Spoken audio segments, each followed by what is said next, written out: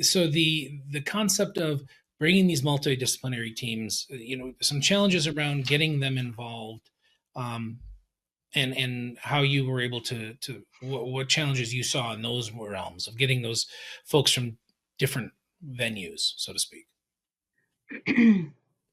Well, time and money, right? So time is money in schools, pretty much anywhere, right? So people want to get help right now when they get scared. And they're scared because they see things on the news. The news does such a great job of highlighting all the deficiencies and the problems that are having. And yet people want to avoid the issue at all costs. They don't want to be the one. It's not me. That's not my job. It's not in my job description. I'm not in charge of that. That's somebody else. But when it's not written into someone's job description, this is the work, right? This is required to keep you and the rest of your staff and students safe. That is a you thing. So identifying who's the who is often a problem because nobody wants to own it, because they come at this oftentimes because they're scared.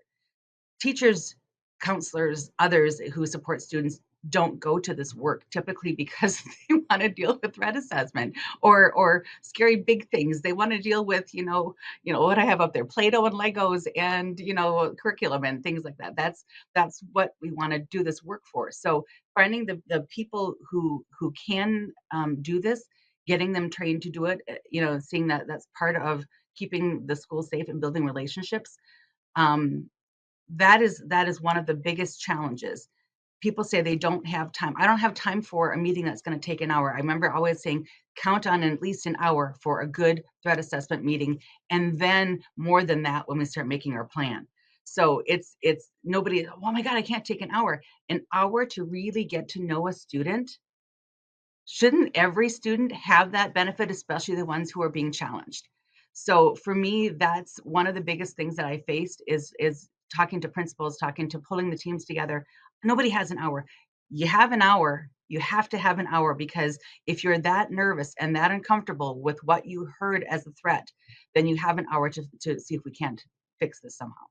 So there's I could go on all day about the reasons why people say they can't do certain things, but it comes down to, yes, there's not enough time, and B, no one can really say who owns this. And Melissa said it before, the idea of collaborative teams coming together. People think, well, that's the principal's job. It is not just the principal's job. The principal, yes, somebody should be there, but you need to have a representation of people who really, really know this child.